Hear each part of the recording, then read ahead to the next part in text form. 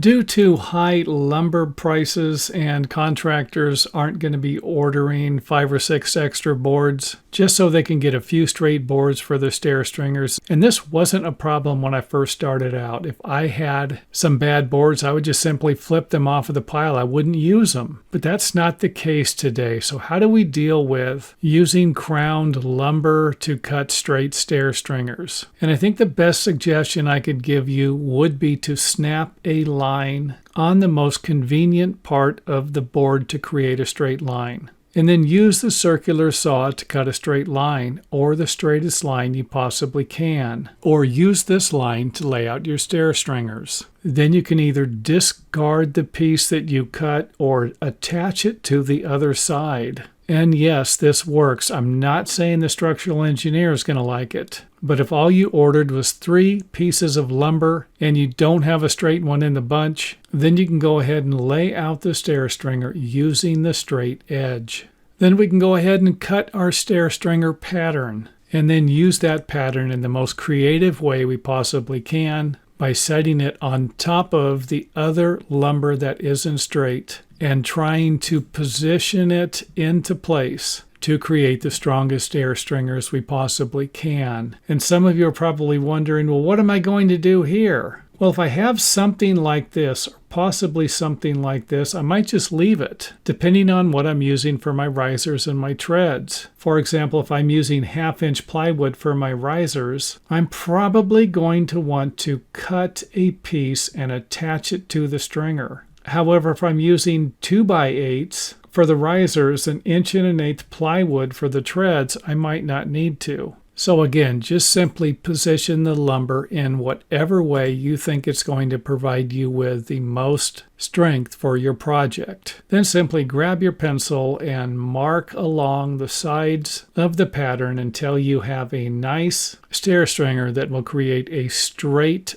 upper section of the stairway. And hope you don't need to drywall the bottom of it. Here's another one of those stair building tips that I used all the time to lay out accurate stair stringers. And accurate stair stringers are usually going to have level treads or level steps. They won't be leaning a little forward or leaning a little backwards because you're not going to be rounding off the decimal. You're going to be using the decimal to lay out the stair stringers within a 32nd of an inch. And if you're going to be building a set of stairs with more than 15 steps, you might consider taking it up to the next step, which would be a 64th of an inch. And if I zoom in on the framing square here, you can see where we have 2 different markings for our fractions. In this one here, it's divided into an 1/8 of an inch.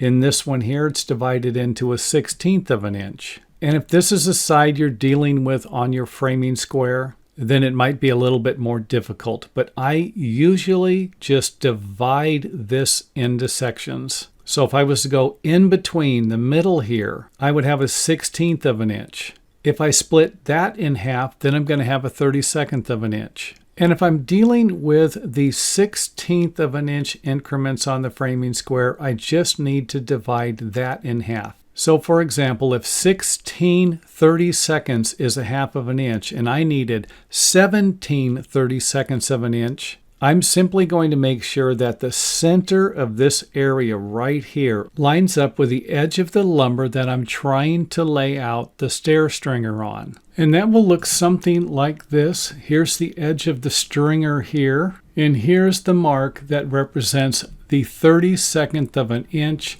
past the 1/2 inch mark, or 6 and 17 32nds of an inch. And right in between the 16th of an inch mark I was referencing to in the previous pictures. So here we have a 1/2 inch, 1/4 of an inch, 1/2 of a 1/2 inch, 1/4 inch. 1/2 of a 1/4 of an inch is going to be an 1/8 of an inch. 1/2 of an 1/8 of an inch. In between these 2 lines here, I'm going to end up with a 16th of an inch. And then if I go in between the 2 lines that represent a 16th of an inch, I'm going to end up with a 32nd of an inch. So not that difficult to do on a framing square using the 16th of an inch measurement lines. So the moral to this story is simply start rounding your numbers up or down to the nearest 32nd of an inch and not the nearest eighth or quarter of an inch. And thanks for watching. If you enjoyed the video, let us know by hitting the thumbs up button or letting us know in the comment area.